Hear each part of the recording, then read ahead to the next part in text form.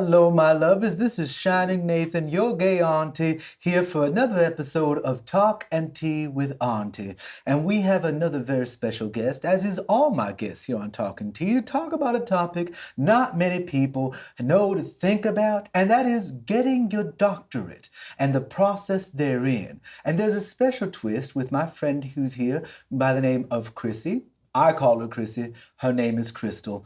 And she will talk about what has her life been, what she's been through in that process, while also trying to get a doctorate with 2 kids. Now let's welcome Crissy, or Crystal. Welcome, Crystal. Thanks for having me. You're welcome. It's Crystal, so weird. Crissy, either works. It's weird calling you Crystal. I don't like. It feels like I'm calling you by your government name.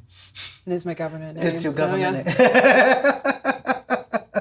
So tell me, Crissy, give me a little bit about you, your age, where you're from. I mean, I know it, but they don't know it. Oh, yeah, of course. So my name is Crystal. I'm 37 years old, and I am from, well, a lot of places. My family was military, and so we moved around, but I spent most of my life in Texas, in Houston. I grew up there, and then I went off to college. I ended up marrying a man who's also in the military, so I traveled around, so now we're back here. Mm-hmm. That's a little about me. I have 2 kids. They're adorable, and they keep growing, and they keep reminding me that I'm getting older. She's the only friend of mine that decided to have kids, and they're a constant reminder that this face ain't gonna look this good for much longer. But anyway, not to judge you for that decision you made, honey. Just one of the multiple joys of having children. So happy, aren't we? Now tell me about you. Now, I've known you for about 16 years now. Yeah. Yeah, let's not say that. We're still in our prime at 25. We're going to edit that post. Yeah. I know you have gone through many degree paths. Mm-hmm. Tell us about the degree paths and what took you from point A, point B, and finally point C. So it has been a long road.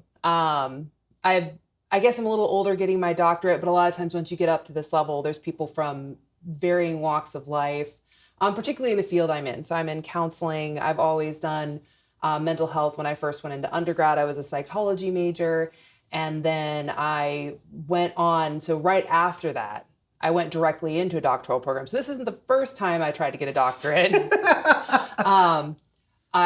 I went in right after undergrad into a school psychology program. I was 22 and had no clue. I remember that. Yes, that was, I think that was where we formed that bond. That was Houston, 2009.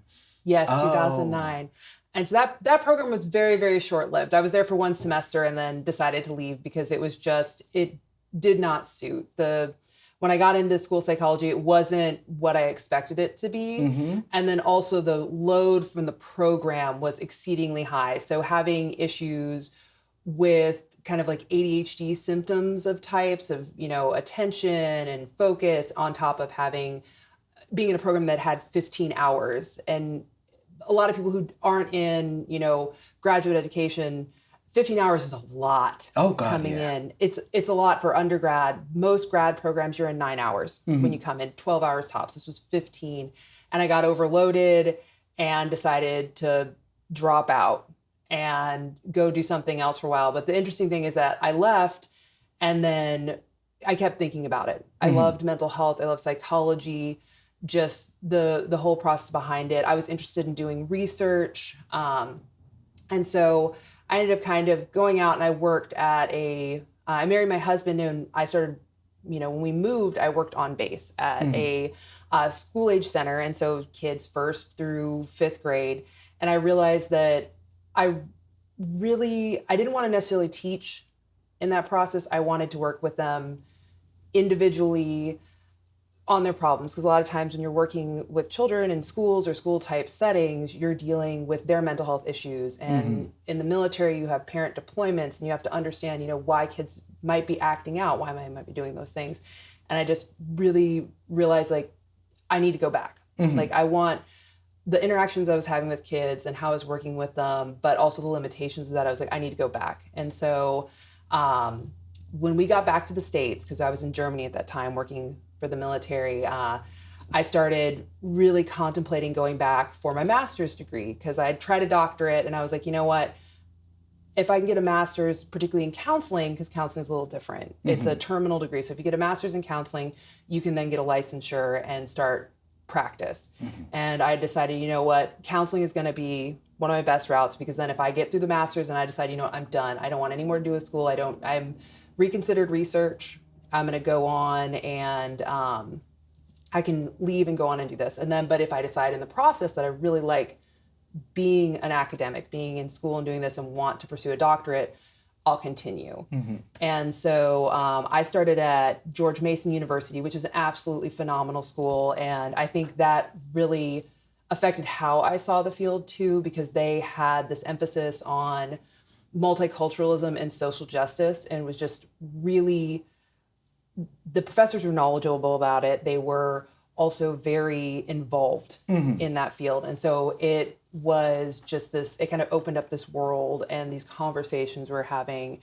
And so as I finished that, I decided I loved research. I decided to do some independent research, and I had professors who would support me in that process. And I decided, you know what, I want to do my doctorate, even though in the process of that, like at the end, because in counseling you do an internship, you have to do it. It's basically a year-long internship at the end. And right as I was about to start my internship, I found out I was pregnant with my son. And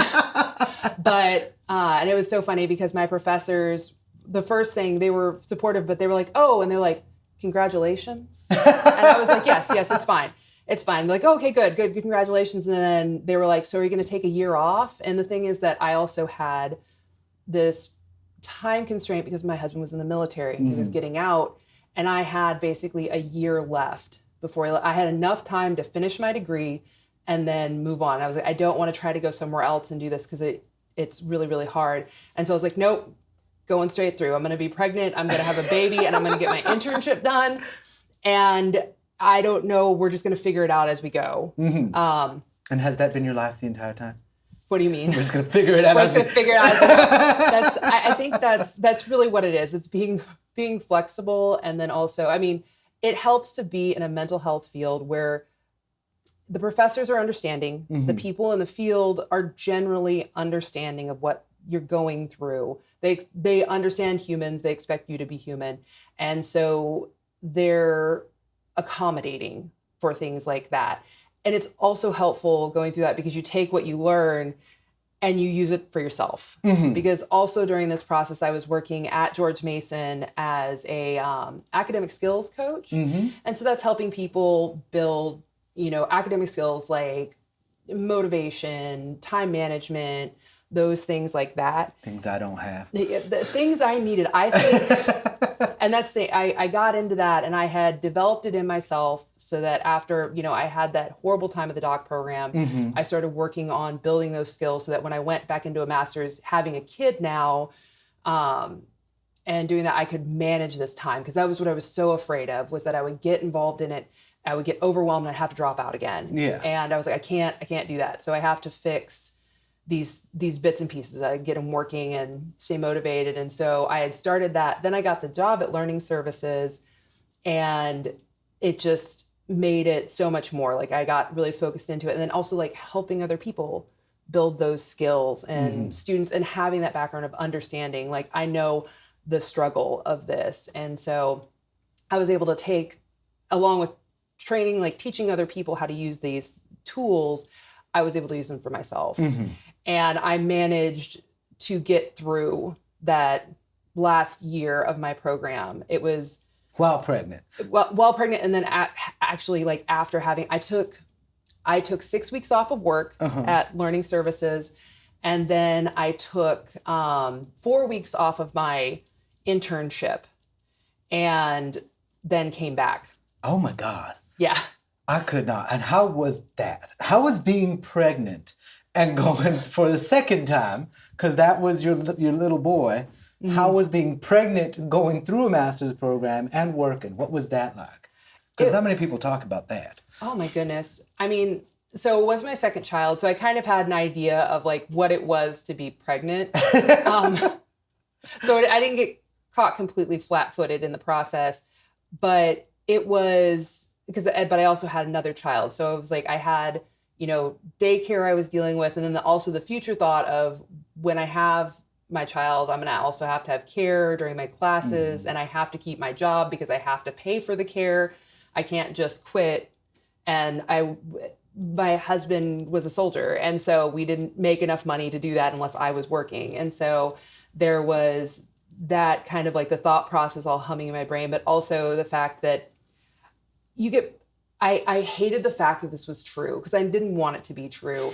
You get pregnancy brain, and you just don't, you're not as quick on your feet, or like recall isn't as fast, or you feel more tired, and your memory isn't as good. And so like struggling with that, and like sometimes, something that I would have read and understood like that, I read and I was like, I'm not sure. And you have to read it over again. So you're putting in this work. And then just as you get larger, there's more mobility issues. And so I would walk. I remember there was a point where I like hated it because I stopped taking the stairs because I was just slow. Like my walk from my car, because I would park, and I had to park on like the top 2 levels or something. And I'd generally walk down, and then I'd walk across campus to my work or to my classes. And what ended up happening, because originally it was like, oh, it's like not even a 10-minute walk. I basically had to add in time. I was like, it's going to take me at least 15 minutes to get across. And I was like, I'm going to take the elevator at the end. I was like, take the elevator because it's faster. And then I'm going to have to like walk all the way across, and I'm just going to be slower. And so it was an interesting difference, because with my daughter, I was staying at home. We had just moved into the DC area. And so like, I didn't have problems with like feeling sick to my stomach. I didn't have bad morning sickness whatsoever. But I also realized that part of that was I was able to sit down when I wanted to. Like if I was like, and I'm not feeling it, and I could lay on the couch and kind of overset. Whereas having to go to work, having to do this, I was like, I have to walk. And so I have to get up and move. And I would get to my office at Learning Service, and I'd be like, oh my gosh, I'm so sick. Because I can't just sit down. And I was like, it's a lot of like motion sickness and like just movement of things. And so it was a different experience. There were times where I was like just being tired and having to be like, there was a point in time where like my feet and my legs hurt, and I closed my office door, and forgive me, Vicky, I laid on the floor and like put my feet up because I was like, I just need 5 minutes of not like sitting up like this. And just to like close my eyes, because you get tired after a while. Yeah. It is a different thing. You have to, it's not that it can't be done. It's just, you have to make an assessment of the time you need, what you're going to do, and try to, take care of yourself through that process. And at this point in time, looking back, I've had moments now where I was like, I don't even know how. Like I think if I had to if I had to go back or like do it again, I'd be like, nah, I'm done. I'm not doing that again. That was crazy. It was worth it. And where I got, and I've achieved things that I've wanted to, but I still like, I'm not that woman I was when I started that. And I was like, and I give her all the kudos in the world. It forever changed. Because I was like, I don't ever want to do that again.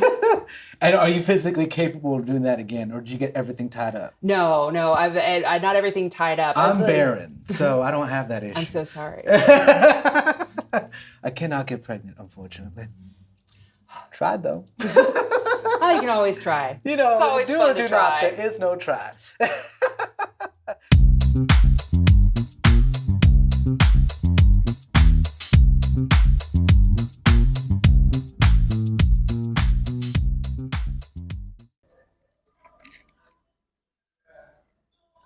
Hello and welcome to another Tips and Tricks from your gay auntie, and we're talking about remember to quality control what you buy.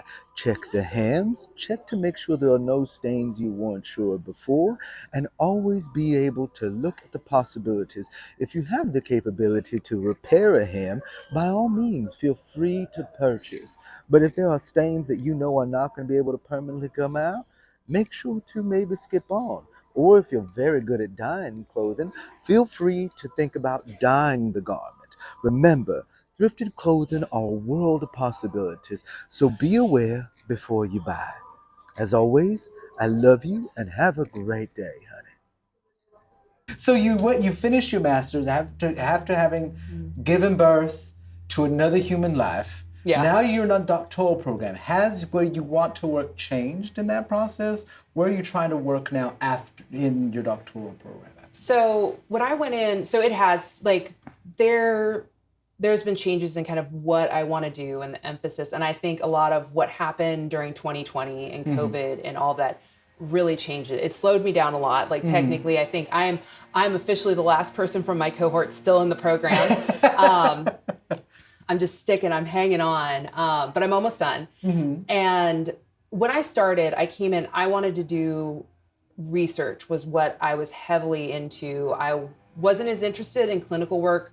I was planning on getting my licensure, but I come from another state. And so there's a different process of getting your licensure in different states. They're trying to kind of line it up. Yeah. But there's still a different process. And so I was like, well, I'm going to focus on, research and teaching because I want to apply to a professor position. I want to be a tenured track professor. I want to go to an R1 university, which is a research one university. A lot of people who aren't in academics don't necessarily know there's like ratings for what a university is. So some universities primarily are teaching universities where they hire in professors, they have faculty members that they want to teach. They might have them do a little scholarly work, a little research, but that is not the emphasis. So it's not a publish or perish type of situation. It's your ratings and your contract is based on your performance as a teacher, on your student ratings and how they react to you and the education you're providing to them. And then you have this grade of like, you have R1, which is the heavy duty research universities. UTSA is one. I don't want to mislabel any other ones. I just know for certain they are. And that is, they have an emphasis on, doing the research, pulling in grants, doing all this stuff. So you're expected to do more work. They have a certain minimal number of, like within the first 5 years, if you're professor going to be on tenure track. First 5 years, you need to publish, 6 articles, 7 articles that they expect you to have. So you're doing the research, but you're also getting these published in journals in that process. And so when you come up for your review in 6 years, which tenure, it's really confusing. Tenure is a 6-year review. They got to keep you on your toes. For that process, they look at, all the things you've done and whether or not you're meeting this thing. So when I first went in, I was really like gung-ho. I want to do, I want to be a professor. I want to do research. I want to be an R1 university. I want to be competitive to get these positions and so that I can bring in, grants and funding and fund my research.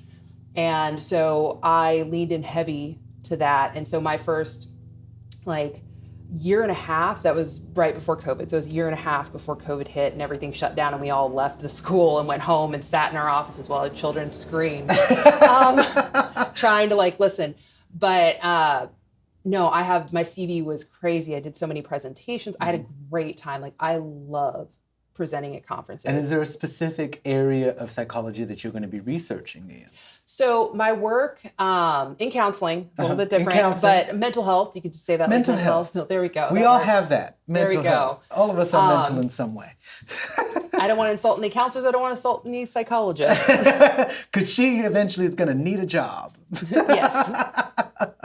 But so the area that I do research in is working with military clients. Okay. That's my family. I kind of said, my father's military, my brother's military. I have a lot of family members who have been in, and then also, my husband, he's former military, he's a veteran. And when I did my master's level internship, I was at a vet center, and mind you, they don't work with animals. It's a veterans center. It's not veterinarian center. Let's make sure that's right. It was great. We get at least one, while I was there doing my internship, we get at least one call a day asking if they could bring their dog or cat in. And we'd be like, well, we're not that kind of center. So no clients that barked, no. Unfortunately. We did have service animals that would come in. So there was barking. There so, was. In a way.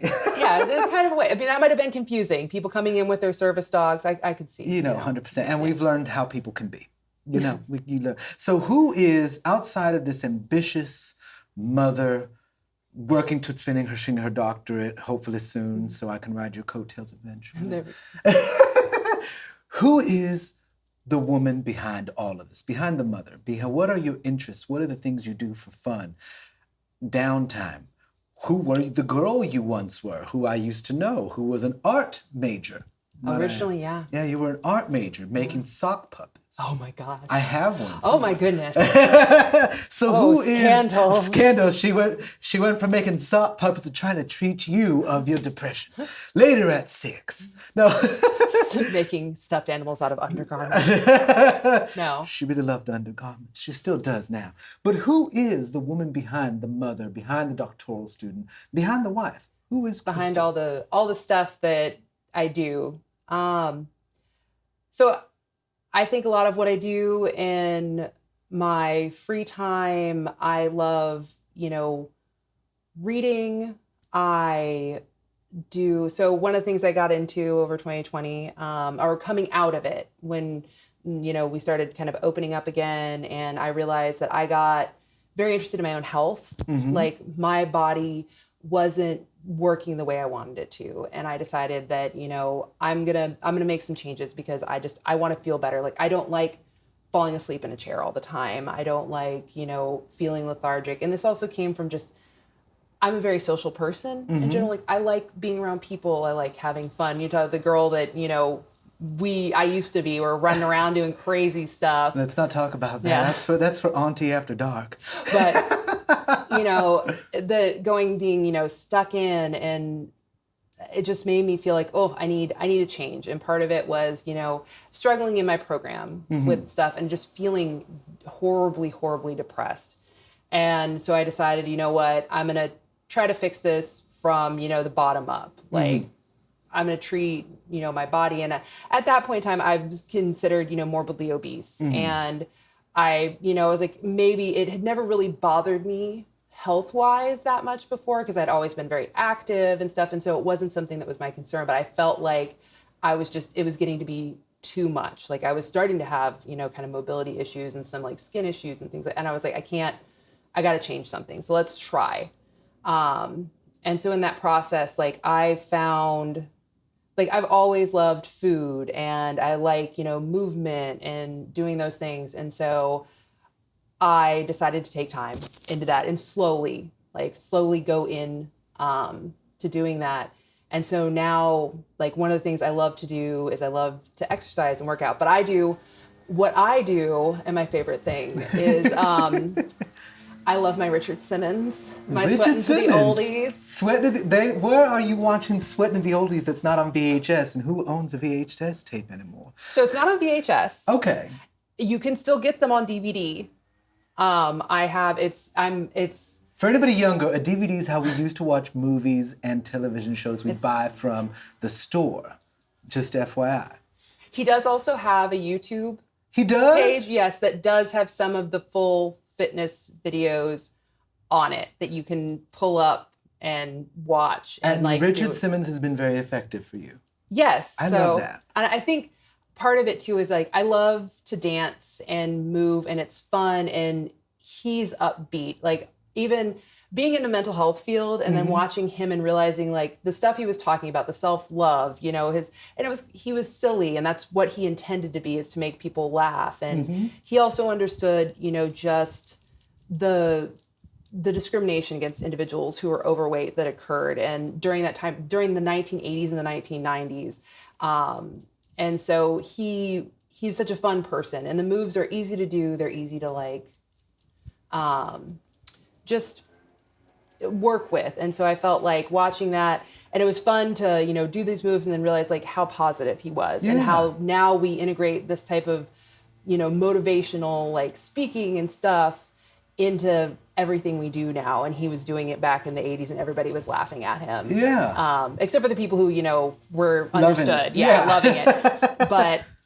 And so like I did that. And then I also, I think I really, in the last couple of years, have kind of like found the like things I'm passionate about. Like I love cooking. I love working out. I got into doing,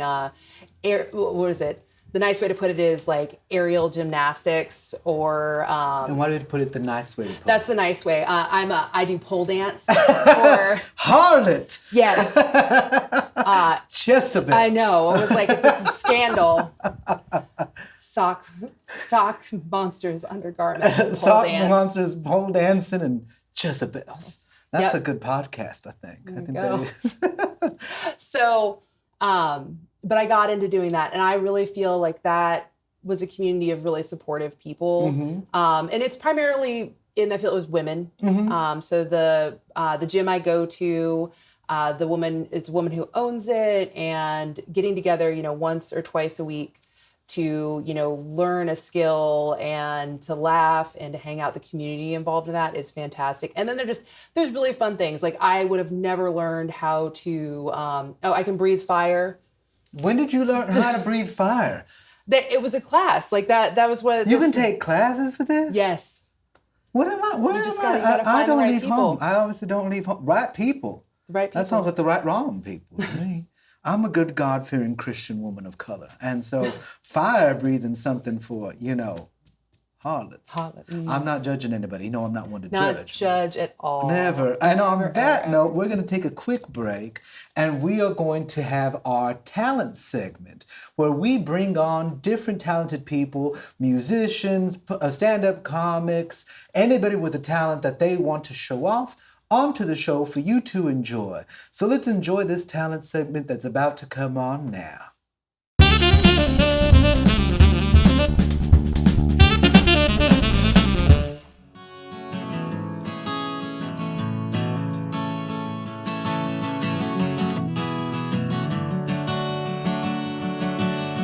I've seen right through your hardened facade.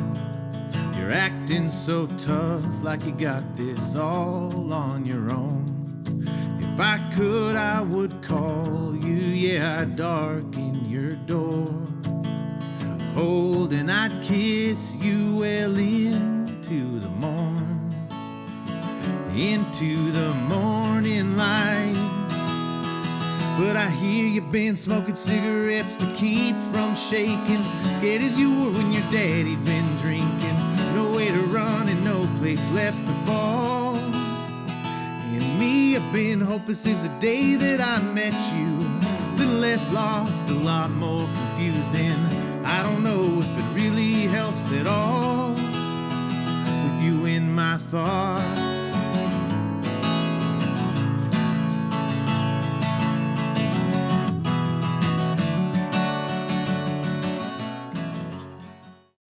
That was such a wonderful performance, and we're back with Crissy, or Crystal, talking about the woman behind the mother, doctoral student, and ambitious person going out into the professional field. So we were talking about you had changed your life and have started switching to having a lot of health-based focus by going to Richard Simmons and pole dancing. Let's focus a little bit on the pole dancing. What is it the thing that brings you joy from it? I think that part of it is the strength involved in it. I joke that when I started at the aerial gym that I was at -1. Like I had already started working out at home, doing Richard Simmons, doing a little bit of strength training, and I was feeling like really super good. And so they opened the gym near my house, and I went there and realized that I was like, whoa, this is another level. But also I like having that next like hill to go. Like I like having a plan of like, here's where I'm at, and there's this thing over here that I want to get to. And so I'm going to work towards it. And I got in there, and there was the support. Like I did not feel ashamed that I couldn't do it. Yeah. But I also had, the coaches where they'd push you. Yeah. So it was this great feeling of like when you worked and when you're able to accomplish something, everybody's like, yeah. Because they've kind of watched you go through this whole process and this struggle. From being a baby to now she's a teen, and now she's an adult. And she's a woman. And I loved the emphasis on like upper body strength that you need to do those things. It's so much of that. And with a lot of women's exercises, there's a lot of focus on like lower body and all these things. Dump truck. Yeah. And that's the thing, even like when you go to a gym, and I've no problem with people going to like sculpt their bodies in ways they wanted to look and doing it like that focus, that's perfectly fine. But this was an emphasis. Yes, it's an art where you're doing, dance or you're doing a performance. And so you're creating these beautiful shapes is what you're trying to do. But the emphasis wasn't on your body shape itself. It's the strength it takes to get into those moves and the flexibility and the things you have to build to get those. And so they were supportive, like anybody of any weight, shape, or size. Like I remember there was one woman who came in, she was just doing practice.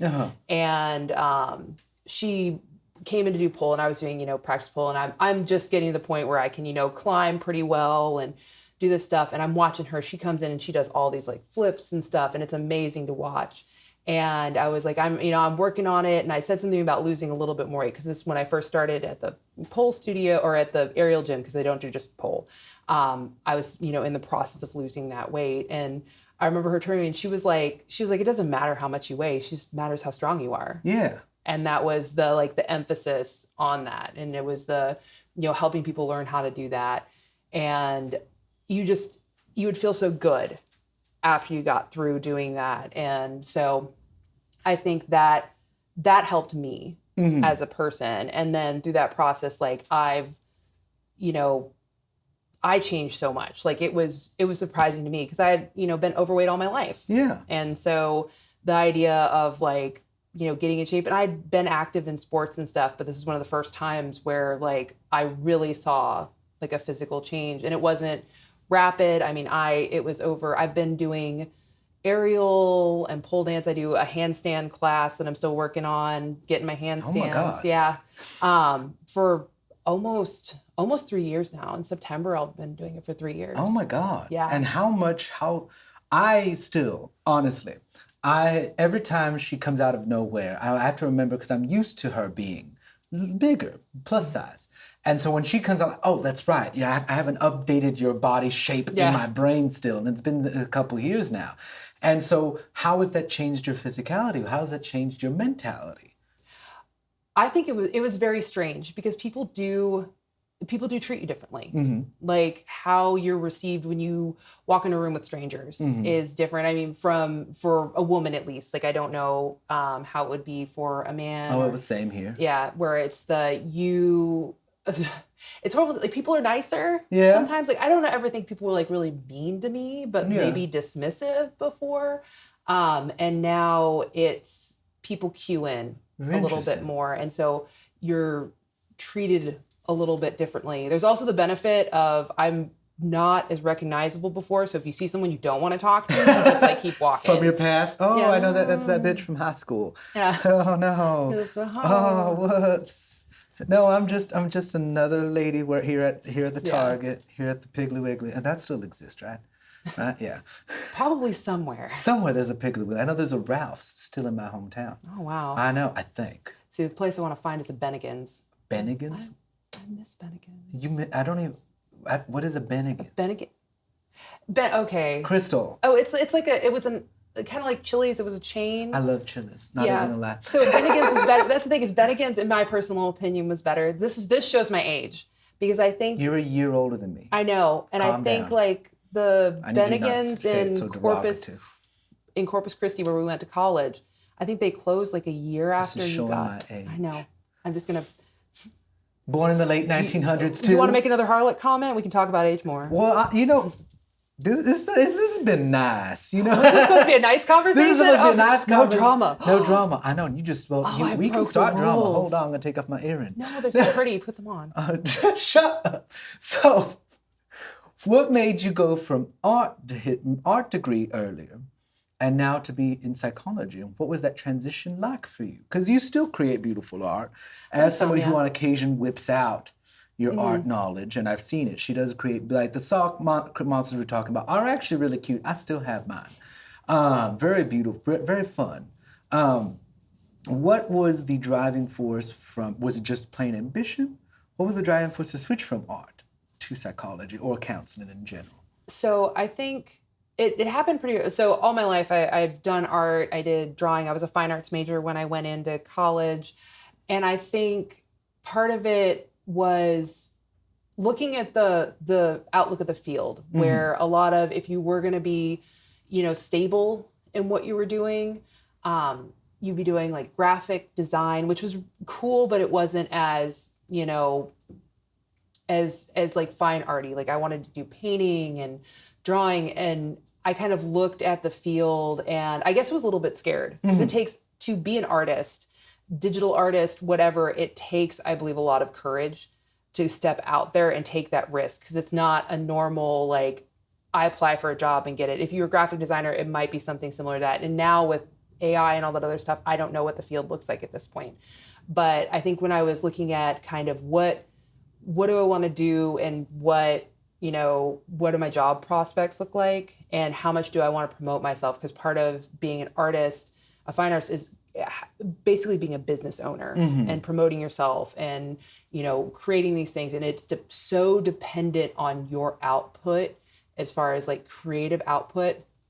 And I didn't feel like, I was worried that I couldn't depend on myself to produce those things at, as needed. And I loved competitions, and I loved like doing big art pieces and then entering them into competitions and, doing that stuff. But the aspect of somebody turning around and say, hey, do this for me, and then having to perform and do that sometimes was just a huge struggle. And I was like, maybe there's something else. Yeah. And I had a big interest in social sciences just in general.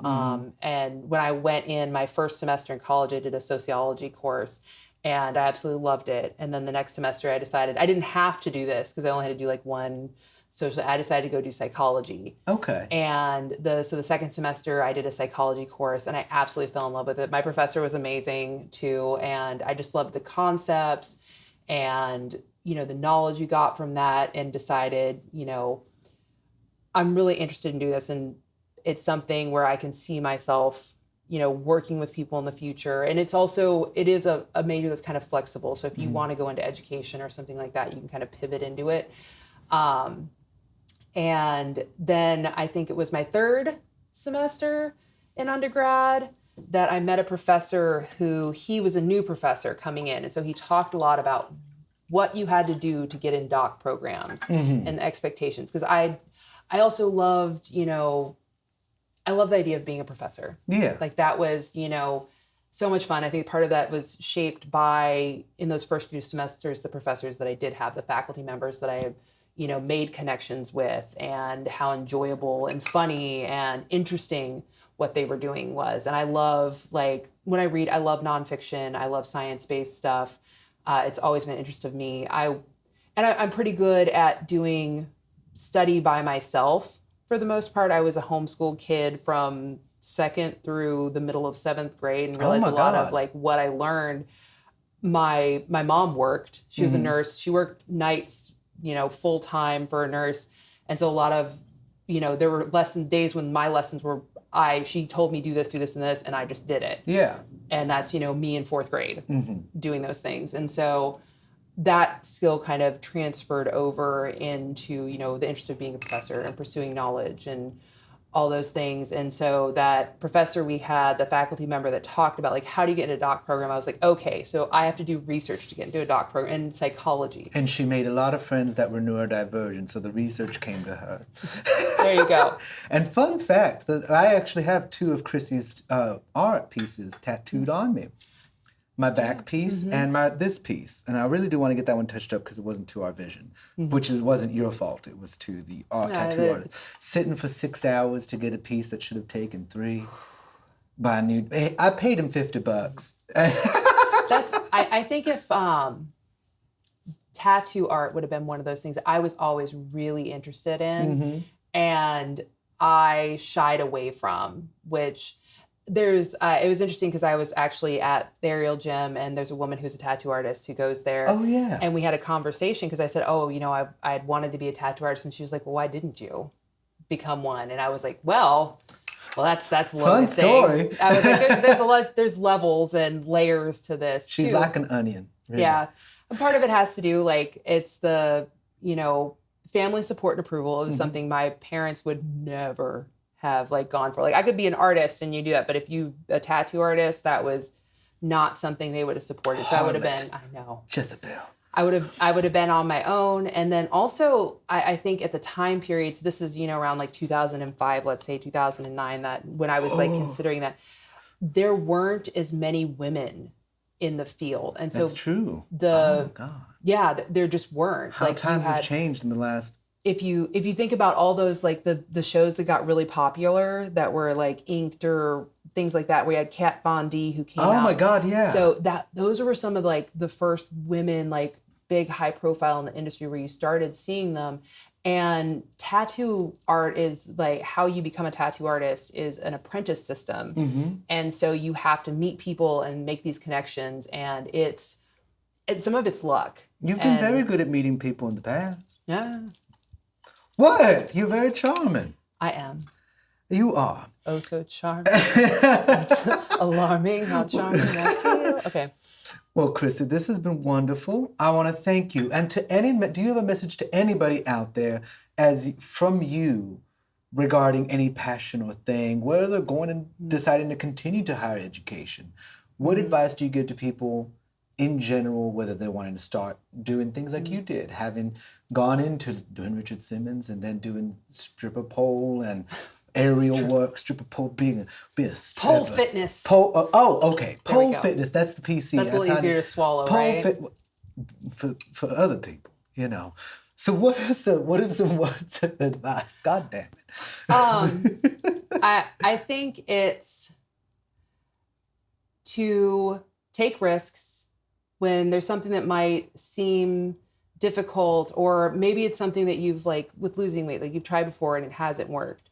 But being persistent and being consistent in your efforts too, and remaining flexible. Mm-hmm. Like sometimes you'll start doing something and it works, but then life changes and you have to readjust. And instead of lamenting not being able to do it this old comfortable way that it was before, looking at it and being like, okay, I'm going to take a few deep breaths, I'm going to take a rest, and then I'm going to get back up and I'm going to try something different. Mm-hmm. And so I think a lot of things where I've kept going is that I've, had those moments where it's like, I've done well, it's not over, I don't have to quit, I need to take a rest, and then I need to keep trying.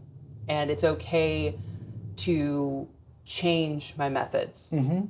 And it might feel, and understanding that discomfort is part of that process, but it will get easier as you go. And I think that's just keep going, keep trying. If it isn't working, look at, what isn't working.